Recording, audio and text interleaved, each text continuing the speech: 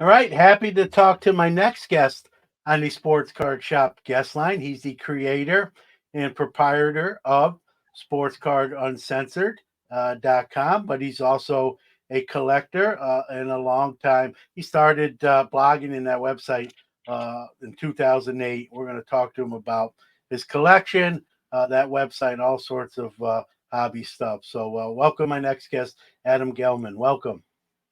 Thanks, man, for having me on. I really appreciate it. I love getting on and talking shop with people, and just sort of having a good time talking about the hobby. It's always fun. It is always fun, right? The hobby's supposed to be fun. It's an outlet, right, to the everyday things of life that we do. And I always say, if you're not having fun, you got to reassess um, Right. what you're doing. I've heard you on other programs or talking about. I know you mentioned like your dad really kind of was in the TTM and getting autographs through the mail, Yep. kind of back before, as you say, before it was a cool thing to do. He was doing it Yeah. early, like sort of one of the originators. Was that something that did you do that? Did you kind of take his lead or that not necessarily? I never really got into it.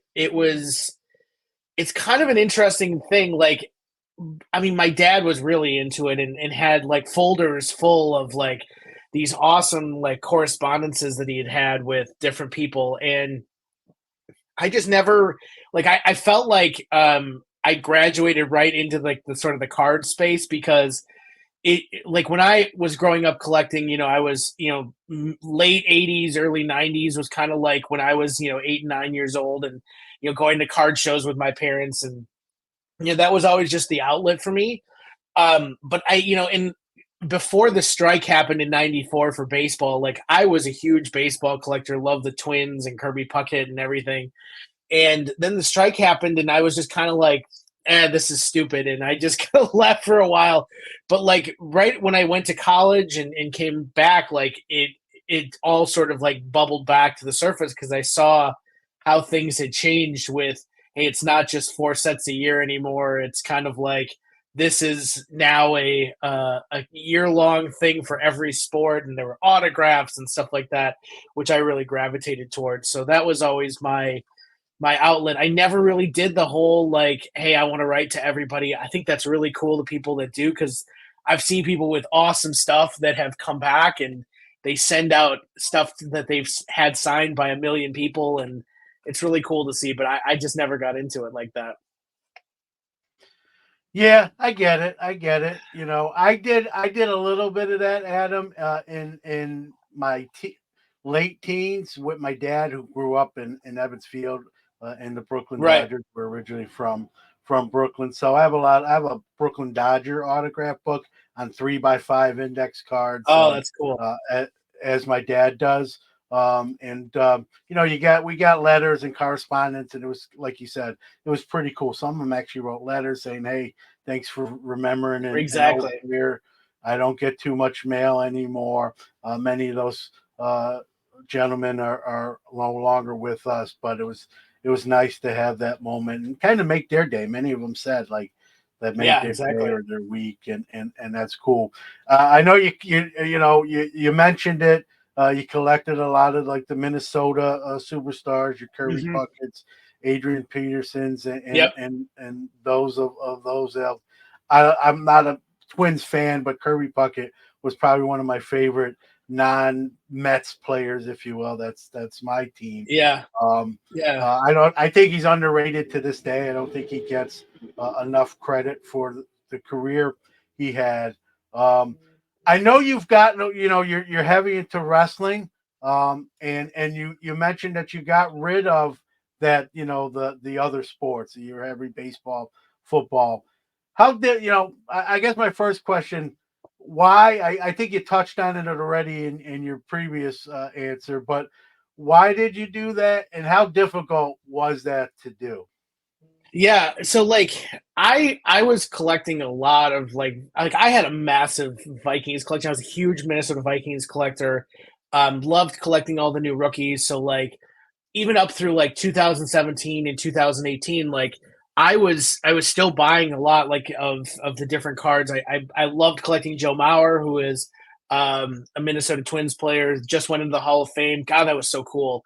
And like all of that was very important to me. And then it was just like, I have a number of kids, they're all running around, and like it was hard to like say, okay, I've got this huge stash of stuff that I don't really feel super passionate about anymore.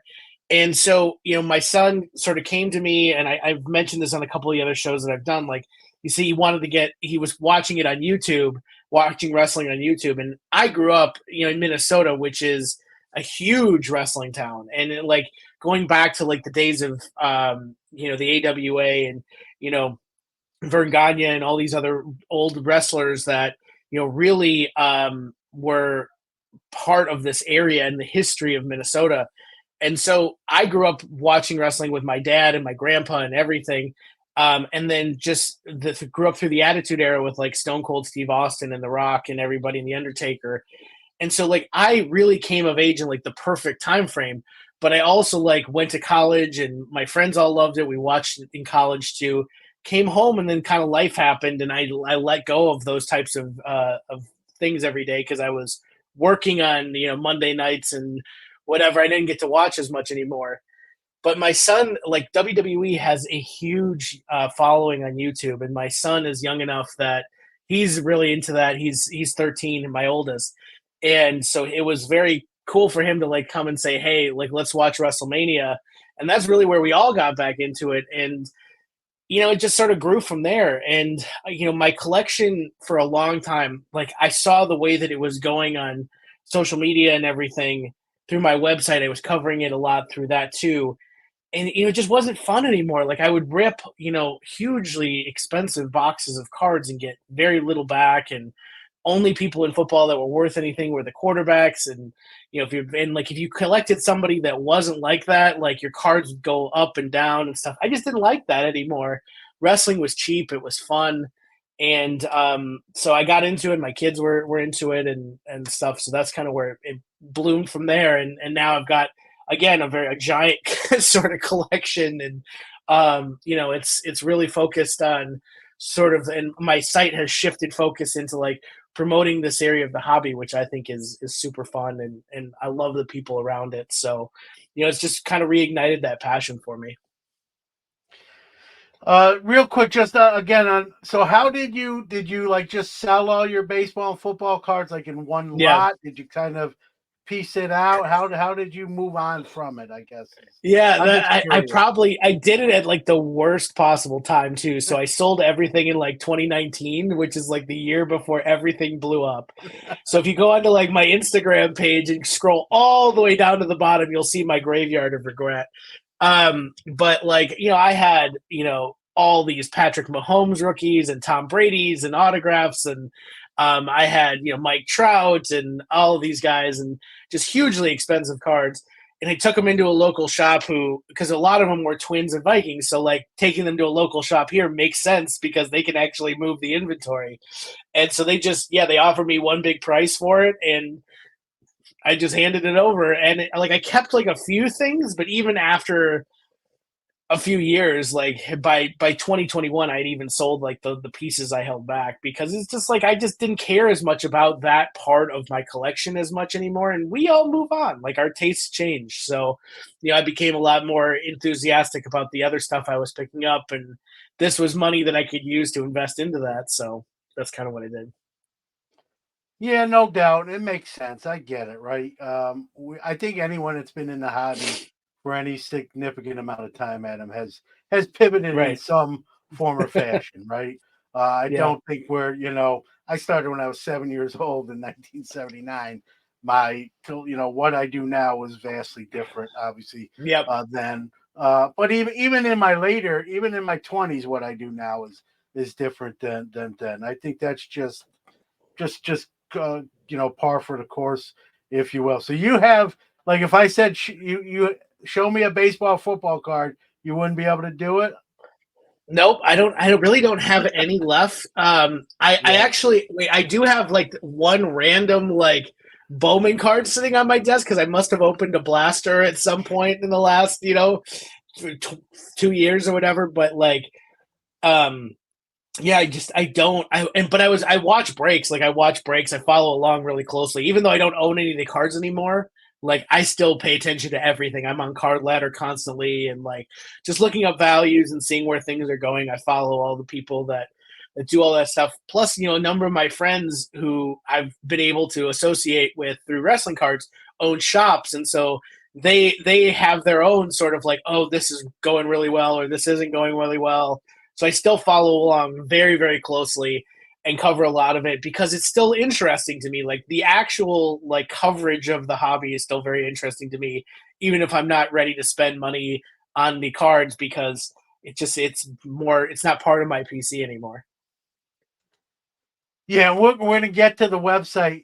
You kind of touched on it there too, and I'll say this, you know, not that you can't report on the hobby and collect. I don't think one's mutually exclusive of the Right. other. But the fact that you don't do baseball and football cards at this point, but can kind of report, hey, this is going on, be aware of this. I think it gives a little bit more credence to that. Like, hey, I don't have a dog in this fight. I'm just trying to let you know. Would you agree with that Right. sentiment?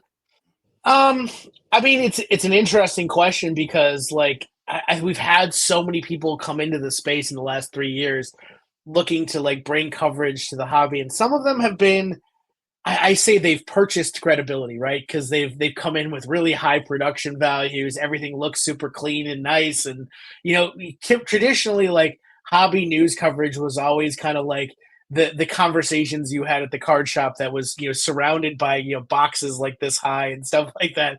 So like it was never really clean and easy and cool looking, right? It was always just kind of that grassroots type of coverage, and now people coming in and doing these types of things all have like really cool sort of graphics and like they have a studio and like all these other things, and they kind of like buy that credibility in because they're able to present their takes with this insane looking stuff. But there's also still those people out there who like me and you and others who really have taken it to like, hey, I'm in my office or I'm in my bedroom or my basement and recording this, and that's kind of where it's still fun to see those regular people do it too. So I mean, like, it's not necessarily about the collecting that gives the credibility. It's really kind of the passion that you have about reporting it and understanding it, right? Because I think anybody can come in and read a bunch of books and read social media and read the blog posts and feel like they have a good understanding, but until you've lived it and you've really been a part of it, it's hard to sort of report with that same level of passion as somebody who's more disconnected and sort of bought their way into it. And I think that's what's really stood apart in a lot of these individuals who have come in. They don't feel like they're one of us, right? And that's always been the problem. And I think it's such a challenge to understand, like, how do we give those people the ability to be the voices of us as hobbyists when we don't feel like they are one of us, right? And it's really tough to sort of marry those two things together. Yeah, that's a great point. And I guess teach their own. I call this my studio, but like you said, it's a room in my house. Right, The, exactly. Yeah, the mine too. the Yeah. carpet needs cleaning. There's like, there's definitely a lot of room for Right, improvement in exactly. here. I'm with But it's you. I'm with organic you. and so but I exactly, I'm nodding my head as you were making your point there because it makes a lot of sense, Adam. And I always say, listen, the hobby's a fraternity, right? Whether you're like us and you've done it a while, or you're fairly new, we're kind of in the same fraternity. Mhm. But one thing that bothers me a little bit, if I have a pet peeve, is is maybe some of the new folks coming in who don't really care about how we got here, and that's always Mm. been a big thing for me is the hobby history and the pay. How do we Sure. get here? Like I know we're here now and we live in the moment, and I get all that, but maybe because I'm old, maybe it's just a product of being an older person. I care about how we got here, and this is not just a hobby thing. This is in world history, whatever, business, Sure. industry. We're here because of what's happened before today. And so that's a big thing to me. So when I hear someone who I don't expect people to know it, so I'm not going to be, critical of that. But when I sense someone like doesn't really care or poo-poos it or like whatever, that rubs me, the wrong way a little bit Mm, because mm, all that stuff is important. If you're enjoying the hobby today, which I hope everyone is, we have those that came before us to thank in some regard for where we are here, the good and the bad, right? Both sides of that coin. So that's one of my pet peeves. I've talked mm. about it before. Is just I get it if you don't know it, but do a little research or find out about it. And I think you're just even more smart. You can make up for a lot of lost time by knowing kind of how we got here, Sure. and that sort of thing. So that's my little soapbox, if you will. Getting into you touched on it already, kind of going full force into wrestling. The preeminent Becky Lynch collector. I'll let you speak more to that. Wrestling, while it's not on the same par, as baseball, football, some of the major sports, if you will, wrestling has made a lot of strides. I think you'll agree with Yeah. that. I think there's more people coming into the collecting space of wrestling. But I heard you make a point, that because it's not on the same par as that, you're able to get some really unique and cool pieces without Hmm. the price levels that you see baseball, football, basketball, Yeah. and the other sports. And it's a great point. I guess I'll have you kind of elaborate on that. Do you see that changing? Not that you collect for values, right? A lot of But people we all don't. do. Some It's people part do. of like the Yeah, fun of it, it's right? human nature. I think it's Right. even human nature, right? If you Right. open something and you get something that you perceive, hey, that's a nice card or that's a tough pull, right? You say, hey, I wonder what that's going for. How did I do? Here's what I paid for the pack, the box, the case, whatever the case may be. What kind of measuring, like, was it worth it or how did I do? You mentioned, like, even in baseball and football and opening. Believe me, I've been there too. It's why I don't open Right. as much wax as I Yep. used to. But yeah, you're right. People do care. But do you think with wrestling sort of becoming even more popular in the collecting side, do you think that will change or not necessarily? Um, it's interesting because like when the boom happened, like we saw, everybody's inside, no one's spending money on vacations or meals out or any number of things. So they have a lot of disposable income to burn, and a lot of them are putting it into crypto or they're putting it into cards or whatever. And that's where a lot of this really sort of took hold was we have money to spend, so we're going to spend it on collectibles and things that make us happy. And nostalgic, right? Like that's what drove it so much. And so I think like what was different is the baseball and football and basketball, like they shot up like quickly. Wrestling was very much further behind. And I think it's because it was always a really small niche. And there's been cards going back, almost 100 years, right, worth of wrestling cards. But like the modern era of cards, like it's been a lot different because the development of the products hasn't matched a lot of what we saw in the NBA and the NFL and MLB. And so I think as more people came in through the boom and started to recognize like, oh, I love this when I was growing up, or I love being a part of this community here, like that's where it really took off. And it's still not anywhere close, right? So like the craziest thing happened with this most recent release, which just came out a couple of weeks ago. It was like one of the first times that a wrestling product cost as much as the football version of it. So like that was something that was completely out of left field.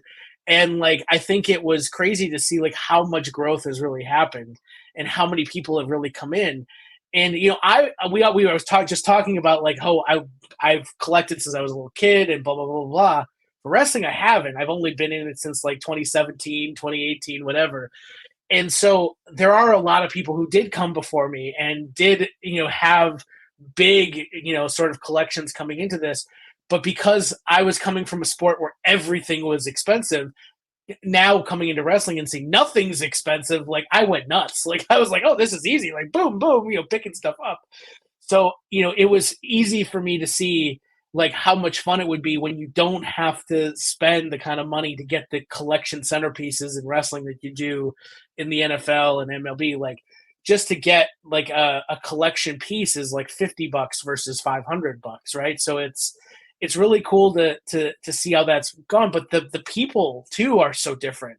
I think that's one of the main reasons I've stuck around is that we cheer for each other and we help each other, and like everybody collects like their one person or two people. And so you find those guys, you pull it out of a pack and you're like, oh, I know who would want this card. And like, stuff like that happens all the time. And if you look at some of the people that are out there doing this on a regular basis for wrestling, like a lot of them have really deep roots in the community because it's so small and everybody knows each other and everybody knows everybody's collection. So it's awesome to see a completely different side of things where, prior to Panini coming in and taking over the WWE license, there were, very different collecting goals than there were for the majority of the stick and ball sports that are out there. Like now it's very much different because people have taken the Panini era and turned it, around. So it's very similarly focused to now NFL and everything else. Like before it was like rookie cards were never a really big deal. And now they're a huge deal. Like it's sort of turned on its head, but because we're able to draw those parallels between the sports that we love in the other sides of the hobby now in wrestling, it's really easy to find value where there wasn't any before. Are you concerned that might change if more people continue to saturate the space? I mean, obviously, you want the hobby to grow. I don't mean I that. do, yeah. I don't. Yeah, I don't want that to come across as.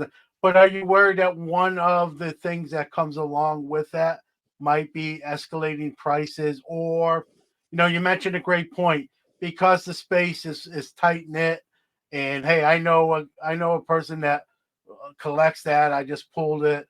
I'll get it their way, and then vice versa. If they get something they know I would like, they would do the same thing for me. Are you afraid? Are you?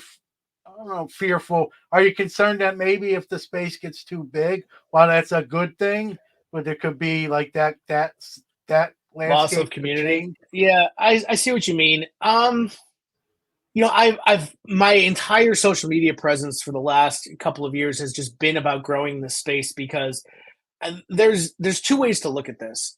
The first way is like if people come in and more people come in and the demand increases but the supply is still the same, prices go up, right? That's just basic economics.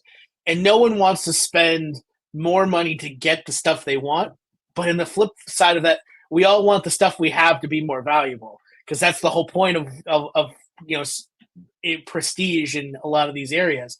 So I think it's a kind of a double-edged sword because if more people come in and more people buy the products and the prices go up, the theory is that the card companies will want to support that more with better products and more variety and all those other things that go along with it. Especially if it's a long-term license, like we're seeing Fanatics now lock up, 20-year deals, whatever. The idea is that in theory and in practice may be very different, but in theory, more people means more investment from them because they feel comfortable putting the money in. Now, also, card prices have gone up dramatically, like in ways we've never dreamed it would happen. And I think that's always a challenge because as collectors, especially ones like me who are very impatient and want to get all their stuff as quickly as possible when it comes out, it prevents people from being at the front of the line if they were there before. Maybe you're now middle of the line. Maybe you're the back of the line. Maybe you're waiting 3 to 4 months to pick something up where you would have picked up the first week before. Like those things are tough to internalize, right? It's tough to take those feelings and make sense of them without being bitter or, just angry about it. But I think if you have kind of a long-term viewpoint and you say, I really like the way that these products are going. We're getting better looking cards, we're getting better technology, better photos, more autographs, more cool types of things. Like that doesn't come without people around to support it. And I think it's really difficult to separate those two things because people just want to have access. And access in the boom era has been removed almost completely from some people. And that's where breakers have come in and really sort of revolutionized the way people engage with these products. They're like, oh, if I can shoulder the burden as a breaker and dole out slots at a fraction of the cost, the burden on the individual then becomes much smaller. That's why they've thrived in an industry like this. But I think similarly, the access for just some dude to walk into a card shop and buy a box of cards just isn't the same as it used to be. And so when you remove access, you create negative sentiment. And that's really been a challenging thing, I know, for a lot of hobby personalities to make sense of.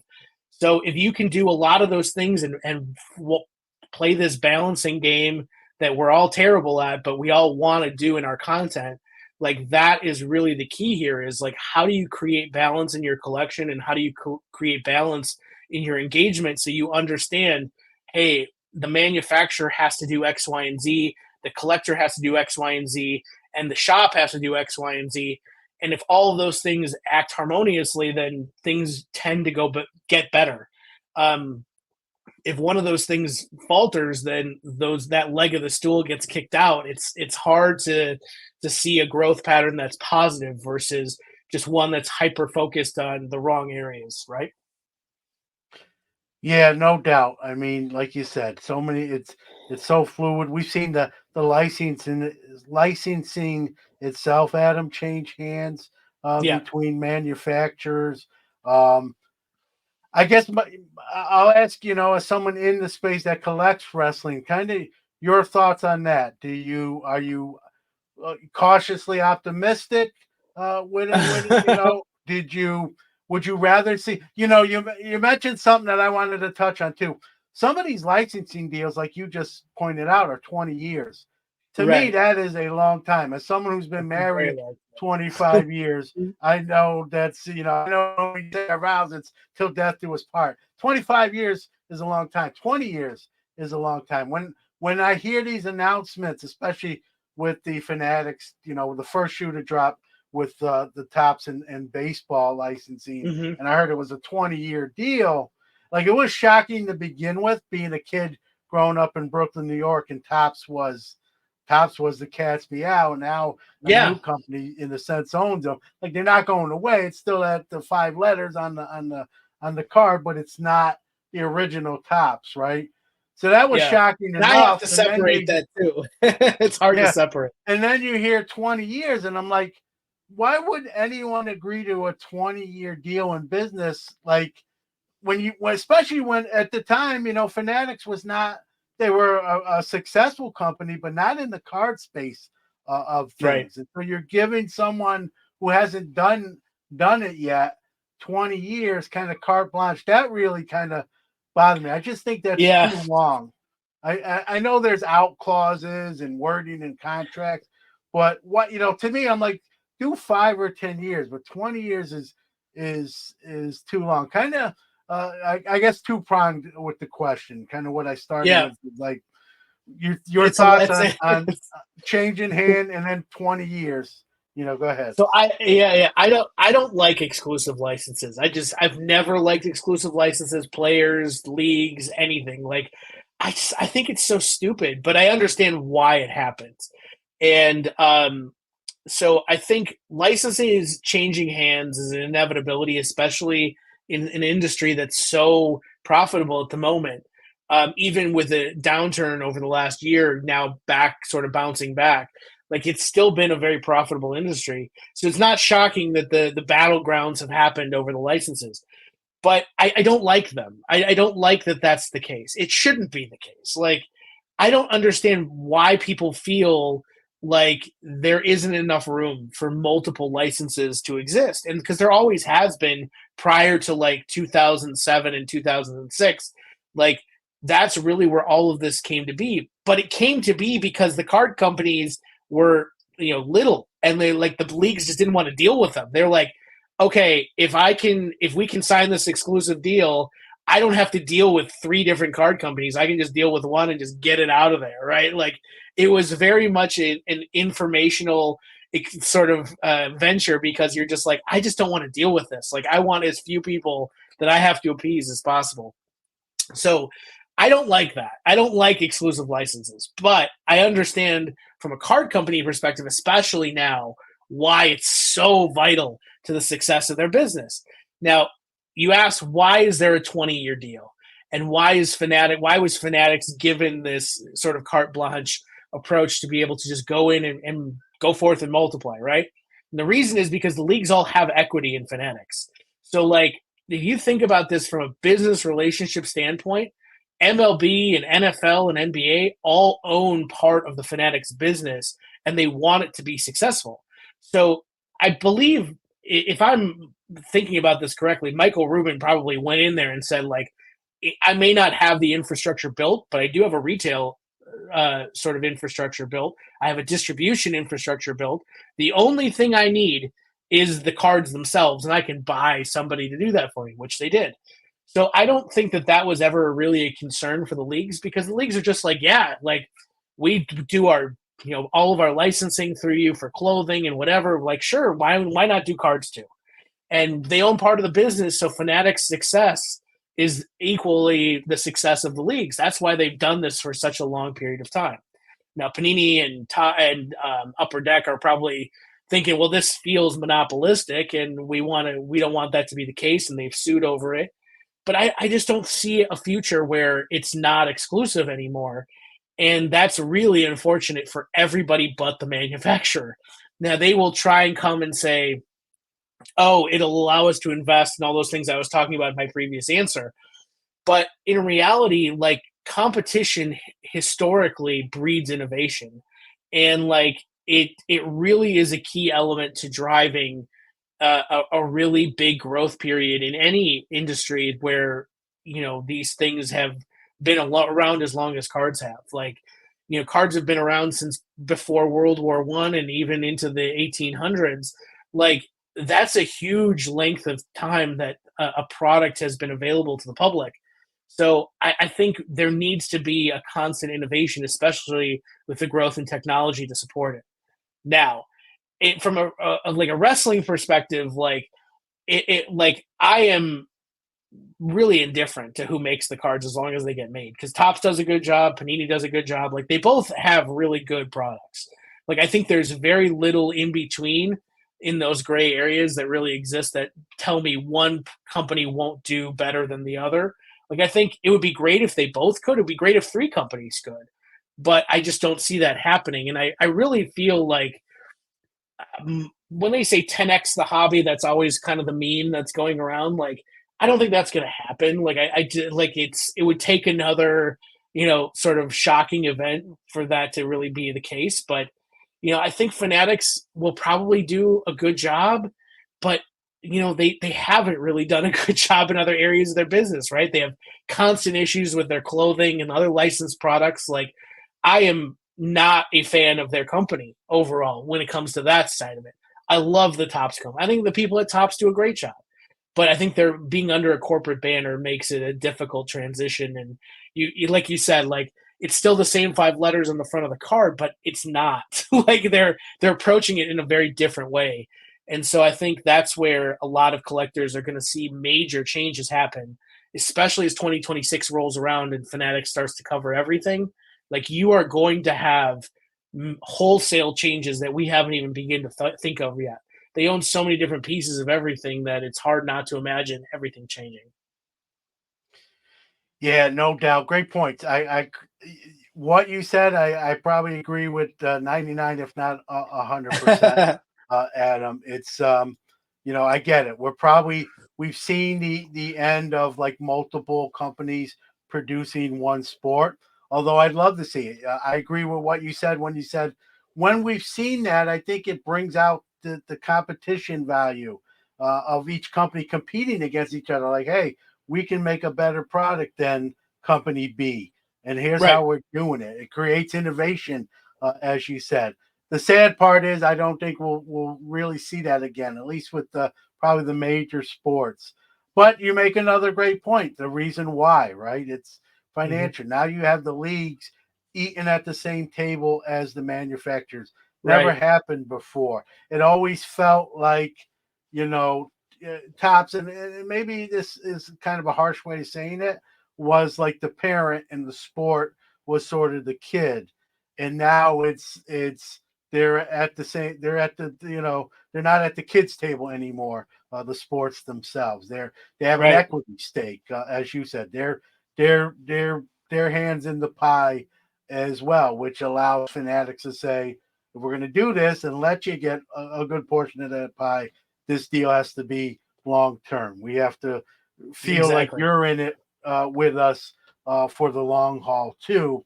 If we're going to give you more say and more power than ever before. So you hit it right on the head.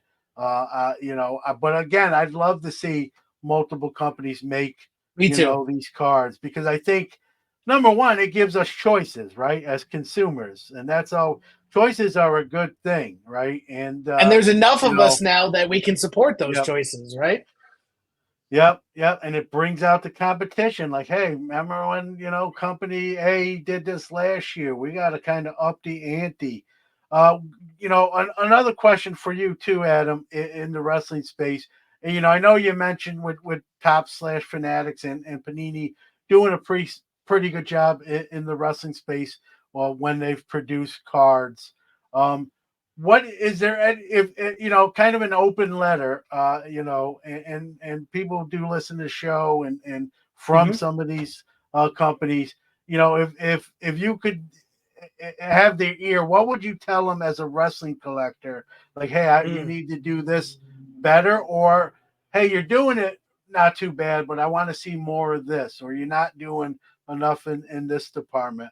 Well, how would you answer that to them? Man, I think prior to Panini coming over, my main thing was we need more sort of continuity between baseball and football and basketball and wrestling, just because it creates an easier entry point into the hobby for people who never really understood what wrestling cards were about. So like if you create those parallels, it's easier for people to join in, meaning you'll get more people. Tops historically have really, it's taken them a long time to figure that out. So it wasn't until like 2020 and 2021 that we got Topps Chrome back, or Finest, or even like the Transcendent product. They did actually make a Transcendent wrestling product, which was incredible for 3 years. And those are the types of things I think Topps needed to do more often and more quickly. Panini really came in and said, we're just going to do that for our entire license. And because it was kind of a very successful approach with UFC, it was a very successful approach with NASCAR, all the different licenses that they have had, they've really just sort of drawn these parallels to make it easy for people to consume. And I like that a lot. But I think if when Topps comes back, because it's not an if, this is the first time where we know that there is an end to this license and it's going to go to Topps, because they announced it the first week of Panini's WWE license. I really hope that they don't lose sight of what Panini's been able to accomplish here. And I was a huge Panini hater back when I was collecting football. I thought their designs were terrible. I thought their products were generally rough around the edges, like a lot of collation issues, like you name it, like they had major issues. They've since this boom period, I think they've really turned a lot of stuff around. They've also lost a significant amount of people to Fanatics, so I think there's a lot of cross pollination in the staff, which will be good, because I think the continuity will then sort of follow the staff. Upper Deck, when Upper Deck sort of lost all their licenses in 2009 and 2010, a lot of them went to Topps. So Topps was a terrible high end company. And because all these people from Upper Deck came over, all of a sudden they started producing these amazing high end products. Shock, right? That's what Upper Deck was known for. So I think the same thing will probably happen as these people migrate away from Panini and into the Fanatics family. So I think if I'm a wrestling collector, I'm telling them, like, make it easier for people to join the hobby and be a part of it. Highlight more of the education, give them more sort of access. You know, there's a really key focus on driving variety in a lot of the different sports that are out there. You have low end products, you have middle range products, and you have the premium products. Like, I think if we have that in wrestling too, and there's enough products to go around, it'll be successful. I think we've kind of lost sight of that with Panini because they only release, a few sets a year, and it's always Prism Select, and then like a couple of high end products and maybe one or two others. Like Tops really sort of had more variety in their stuff, and I think I'd like to see them go back to that too. But keep the checklist big. Like, I think that was the other thing. Tops really, really closed the walls in on the checklist later on in their run with WWE. Panini just blew the doors wide open. They started getting signatures from the craziest people that you could think of, while still having the old favorites like Hulk Hogan and Steve Austin and stuff like that. But I think the one thing that every wrestling collector wants, and that is especially this year with him coming back, is we need The Rock to sign cards for wrestling. And Leaf was able to get some stickers done through some relationships with his wife and stuff like that through one of his charities. They released the first Dwayne Johnson autographs in 20 years, which was awesome, and they sold for a ton of money. But it's not The Rock, and it's not a licensed WWE card. Michael Rubin and The Rock have a relationship. We've seen it on Instagram. Let's make it happen. Come on, we can do it. So that's one of the asks I think everybody wants to see is, can we get The Rock to sign cards, especially now that he just main evented one of the nights of WrestleMania last couple of weeks. So Yeah, if I'm a betting man, I'm probably betting that that goes down. Like you said, Ruben has some sort he of has the relationship access. there. Yeah, and money also talks too. He has that Right. as well, right? So yeah, I think you'll see that. It's just I don't know if it's a matter of if. I think, like you said, it's a matter of when. A couple more questions on wrestling, and then we'll get into Sports Card Uncensored. Wrestling, no one will argue wrestling is a very popular sport. Right. It's fans across the world, not the nation, the world, pay-per-view events. They don't have trouble selling tickets. Not And anymore. it's not just kids. It's kids to adults. How many, when it comes to wrestling fans, people who go to live events, watch on TV, what percentage of those, and again, this is speculation on both of our parts, but I'm asking you, what percentage of wrestling fans are also wrestling card collectors? What would you put that percentage number at? It's a very low number. Yeah, it's a very low number. And I think the main thing that has always been a struggle is that even when I was watching wrestling back in the late 90s, like I just didn't know that there were wrestling cards were being made, right? And I think that's the way most of us are is like we don't know until we know. And I think Panini was the first to really advertise on some of the broadcasts. So like they had like little things in their little chyrons in the corner that showed like, hey, Prism's coming out and whatever. So I think that was new, and it really hopefully will open up some of these doors. But yeah, I think it's a very small percentage, like a fraction of a percentage, because I mean they're one of the top 10 YouTube channels in the world. Like they have millions of people turn into their show. They sell out 20,000 seat arenas now. Like there's very few people that are collecting the cards. It's just a fact of the matter. Yeah, and I agree with you. You would know before me. That's why I asked you. But I Yeah. agree with that. I knew the percentage was lower than the fans overall. You might have answered this question already. So who's to blame for that? Is it the card manufacturers itself that are producing it, that are not doing enough promotion of those products, advertising those products? Is it the wrestling itself that they don't embrace it, or is it both? Yeah. That's a great question. I don't know really where most of this probably falls, but again, the historically, and again, this is prior to the boom and even during the boom, there just there just hasn't been a lot of advertising because advertising is expensive. Like that's part of what I do for a living, and it's expensive to get people's attention, right? Like whether you want to spend a couple $1,000,000 to get a Super Bowl commercial or whatever, like like the fact that it hasn't happened during the biggest boom period in the history of the hobby probably shows you it's still a bridge too far to really dive in deep, creating interest in just cards in general. Because even the casual sports fans, like if you think of how many billions of dollars exist in sports licensing and manufacturing, like a fraction of that percentage is cards. It's bigger than it was, but it's still very small. Now, the difference is Tops is like an American institution, right? So people know Tops, people know Upper Deck, but and to a degree they know Donruss too. But if you say like, "Hey, this is Panini," it's like, "Oh, it's just a grilled hot sandwich," right? It's not a card company. So I think like Now I'm that's hungry all how of a sudden. right, exactly. Me too. But I think that's the issue is like no one knows what is going on. Like in I think from a wrestling perspective, even less so.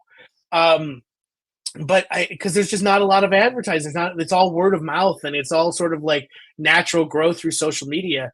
And I think that's an issue. And also like the cards weren't great for a long time. Like it wasn't like this flashy stuff until 2013, 2014, really, that it sort of morphed into like the ultra modern sort of things that would sort of bring in new people who maybe weren't the same ilk as the vintage collectors that are out there.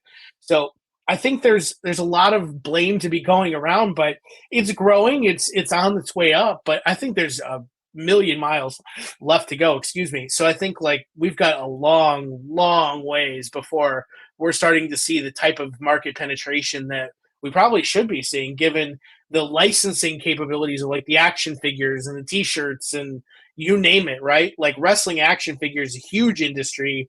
Wrestling T-shirts and stuff, huge industry also run by fanatics. So like, all of these things sort of like are interwoven into the experience of how people enjoy wrestling. But it's just cards were never a really big focus, and I think even now where there's going to be a struggle getting it to really be on the forefront of everybody's mind. Yeah, great points. I agree. But you know what? I'll play armchair card manufacturer here, Yeah, Adam. You have these big pay-per-view events. I'm not saying you do it for every, the wrestle, the WWE, AEW, they travel the country. And I'm not saying you do it for every venue, but for some of these bigger events, whoever the licensor is at the time, why not make a set that everyone that comes through that turnstile I attending the agree. event live and make it a special set, make it like a promo set for, I don't if the arena holds 35,000 people, you make 35,000 sets, everyone I gets love one it. through the I door, love it. right? So now those people, like someone comes through the turnstiles that are in a card collection, love wrestling, but maybe they don't know cards exist. Now they got them in their hands. They're like, "What's this? Yeah, I exactly. like I think that's this." a great Now idea. you've created a potentially a new collector, right? Let's say they get the cards and they're like, this is cool, but I don't really collect. So they throw it on eBay. Let's be real, right? Like, hey, I'm gonna Yeah. cash it out, offset what my ticket cost, Right. right? Exactly. Now, Yeah. now you've created a secondary market because hey, me or you who are wrestling collectors, let's say, I wasn't able to go to WrestleMania, but now some of those sets are making their I way on love the it. secondary market. I'm a collector. Yeah, I didn't go to the actual event. That's okay. I still want the cards, right? It's And a so great now idea. you've created in a sense two markets again, right? You might have created a new collector who when they get handed that set, and if they don't want to, now you've created a buzz for people. Hey, I need to get one of those sets from that event, and that They've sort of they've thing. done they've done stuff like that in certain circumstances, but it's not at that scale. I think that the cost of doing that is probably prohibitive, but it's like, man, that would be cool. I would really like that. The closest thing that I think they've ever done to this was back when they still were doing DVDs. I think only recently they've stopped doing the DVDs and the pay per views is they used to include like a card with the DVD. So like as you bought these DVDs, because again, this was the era before Netflix and whatever WWE just signed with. Like they were physical DVDs, and you would open it up, and there'd be like the disc there, and then there'd be like a card on the other side. Like that's really the only sort of thing that they've tried. But it's a great idea. I would love it, especially for WrestleMania, especially for the big ones like the Big Four, SummerSlam, and Royal Rumble. Like that would be so cool, man. I would love that. Yeah, and I know it's probably a little trickier than I made it out to be. Like you But said, it always is. and It obviously always is. there's cost, but on the same token, it's not impossible either. You know, a year in advance where the event is going to be, Yeah. and you can produce the set, a year ahead of time.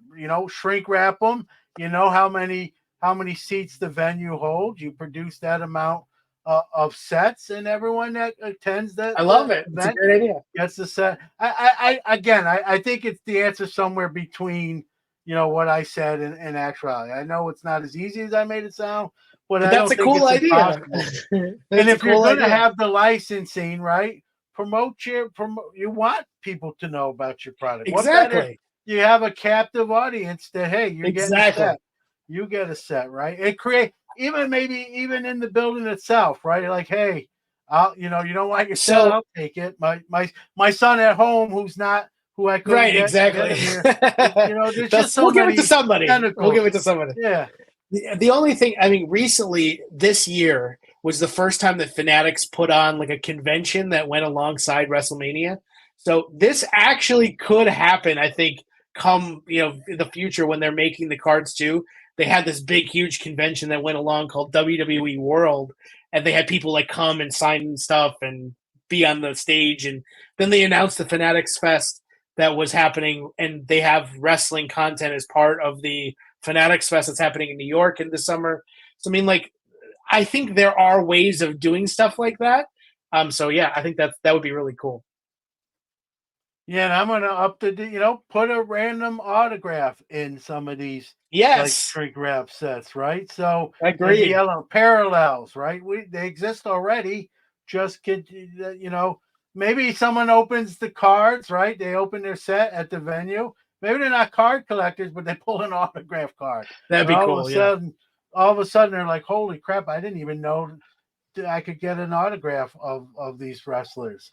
And now they know. And again, it's just you're promoting your product, you're promoting the sport.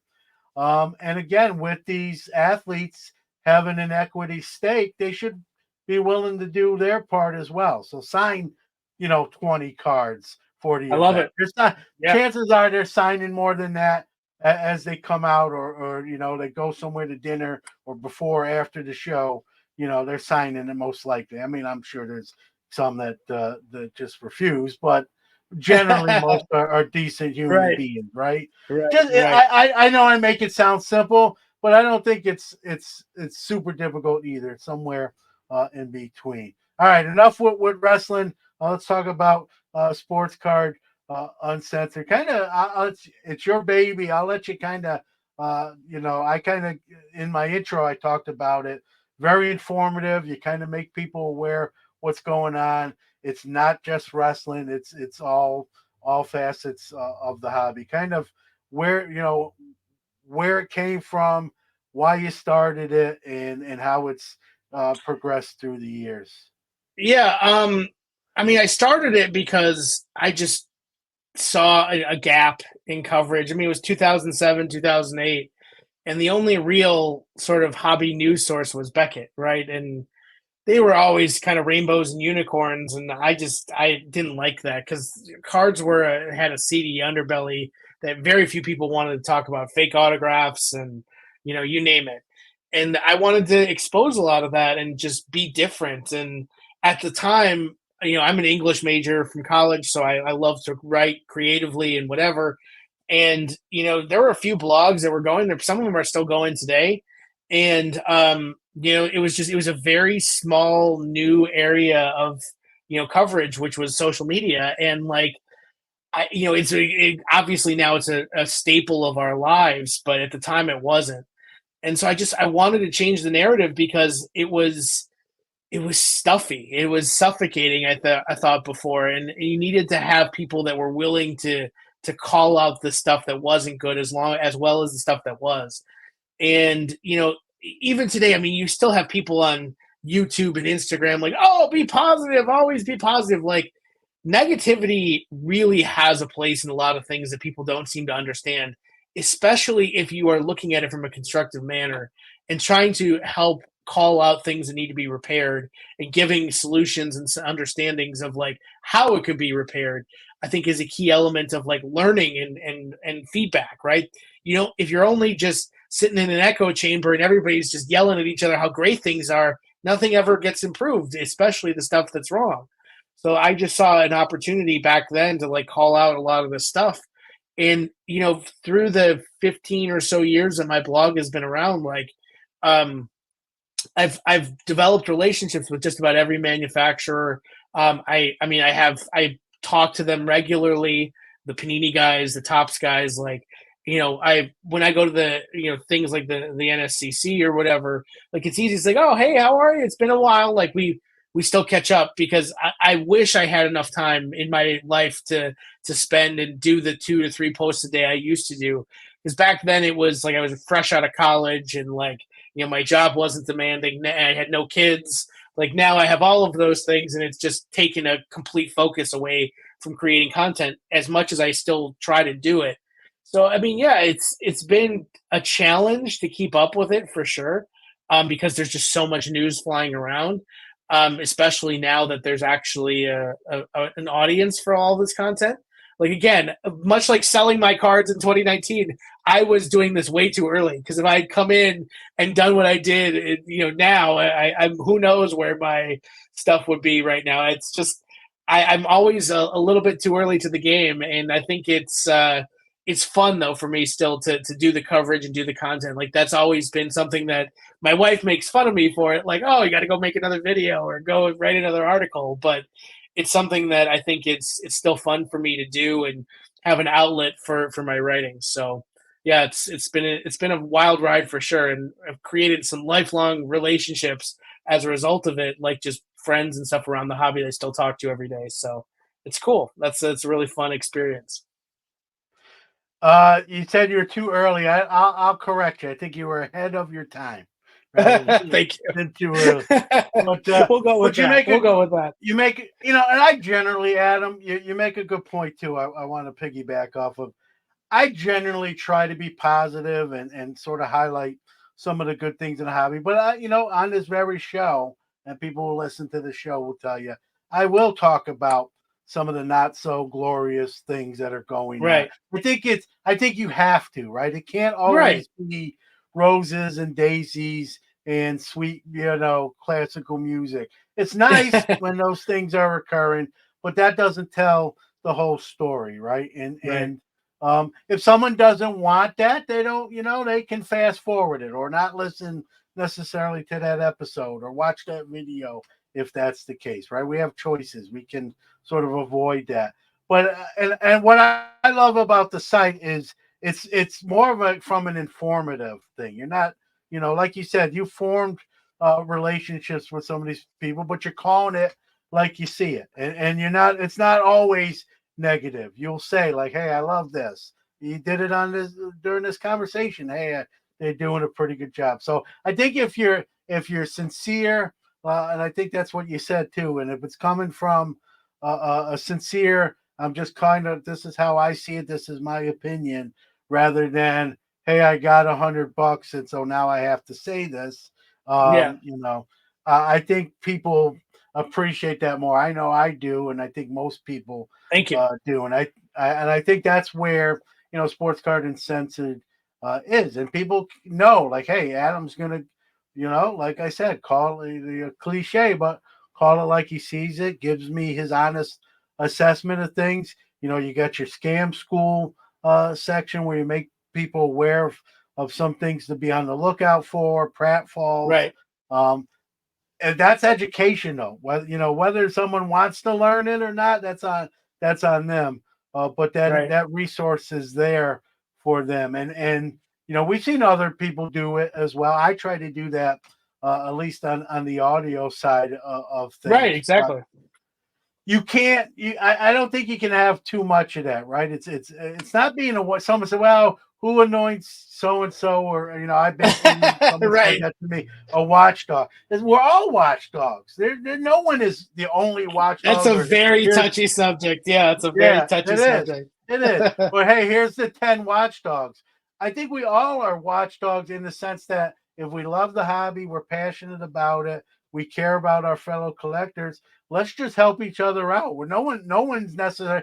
Maybe not the title. We don't need a title watchdog. We're just looking out for Right. one another, right? I mean, Well, I think what are it's your thoughts when you hear that? Go ahead. I mean it's a double-edged sword because the tone of my site and this really shifted. So when I started in 2007 and 2008, like it started as like me being angry, like that was really, but it shifted into like through the relationships that I built with a lot of these card manufacturers.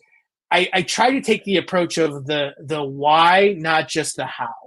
And I think like because people always want to say, well, I don't like redemptions, or I don't like that this is done this way or whatever.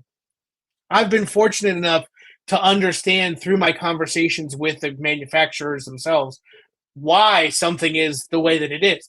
And, something like, well, I don't like that it costs more at my shop here than there or whatever, like stuff like that. There are huge education gaps in this hobby, just gigantic education gaps. And a lot of those education gaps provide answers that people don't necessarily want to hear, such as the manufacturers are a business.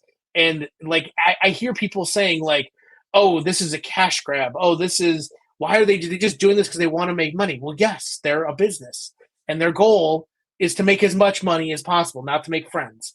So like when you look at the overall sort of state of how the tone of what my site has become, it's been like this is the how, but it's also the why. And I think it's like the watchdog title gets tossed around way too much. And people shouldn't be the white knights of this hobby. They just shouldn't be. And but there is like this self-policing sort of regulation that happens. And it's unfortunate that there isn't more of a regulating body that can go and be more of a voice of reason. But I don't have the time to be that person either. Like, people say like, oh, I hate that Jeff Wilson is the voice of, the welcome wagon for new people, blah, blah, blah.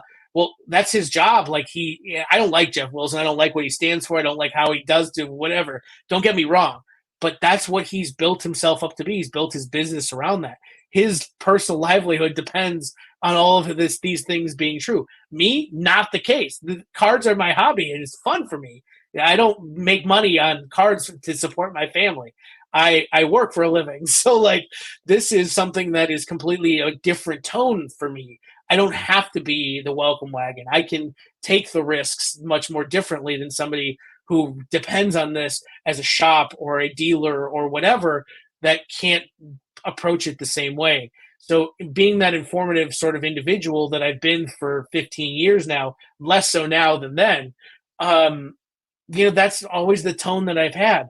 And if you look at guys like that are really controversial, whether it's sports card radio or whatever, like there's a balance, right? It's like, oh, they're the most negative people. They always just want to call out idiots and whatever. Yes, true. A lot of what they're calling out is needs to be called out, but there's very little that goes on in their show that's also like, hey, this is going really well, or this is something that's positive. So I think that there has to be kind of like you said, there has to be this balance. And for a lot of us, that's a challenge to find. We like our echo chambers. We like positive reinforcement of our own viewpoints. And so when somebody says, man, I hate redemptions, and they go and they want to find somebody who also hates redemptions, like the circle just, sort of populates itself. But do you know why a redemption exists? Like, do you know why that has to happen? Like, do you understand the process of getting those autographs? Because I've sat through those signings. Like, I've been in the room when the autographs are being signed. I've been at the events where the athletes have to sign, 5,000 cards. I've dealt with the people themselves who are signing the cards. Like, I know what goes through those types of situations and why it's not always on the manufacturer. But I also understand that if you want Tom Brady on the checklist, he only signs twice a year. So your cards are coming out all year long. What are you going to do for those other sets? You got to have that value in a box. People aren't going to buy it. So like there's these trade-offs that a lot of collectors don't want to consider because it's a me first type of situation. I want my stuff. I want it to be fun. I want it to be live. I don't want it to be, I have to wait for it, stuff like that. So those are the types of things, topics that I've covered a lot on my site, but also just things like, hey, why are these cards getting, record grades at the biggest show of the year? Well, because it's the biggest show of the year. Like, they want to create media attention, and they're a business. They're not a service. They're a business. So how do you look at this from a different perspective and start to ask the questions of why things are happening, not just how? Yeah, great point. I agree pretty much across the board. And you mentioned sports card radio, and that I've heard them called the shock jocks of the hobby, and that. Yeah, But I agree. I agree with what you said. All this, all they really do is talk about the negative, and so sometimes that gets sort. I agree with you. If they kind of covered like sort of both aisles, um, I'd probably be a more of a fan than I'm not. To yeah. full transparency. I'm not. I'm not. But it goes the other way too. If you're always rainbows and Yeah. you're always No. lollipops, it's the same thing. Yeah. So No, I agree. It's that fair and balanced, and folks who I think do it. I think people tend, to each their own. But I think people appreciate. I think right. a lot of people appreciate that. Now, listen, you know this as well as I do, Adam. The hobby has, I call them the train wreck folks, right? Yeah. Or the car wreck folks. They just want to see the bad stuff. They're going to slow down and look, Because and it's that's all they want entertaining. to see. That's why Yeah, people do it.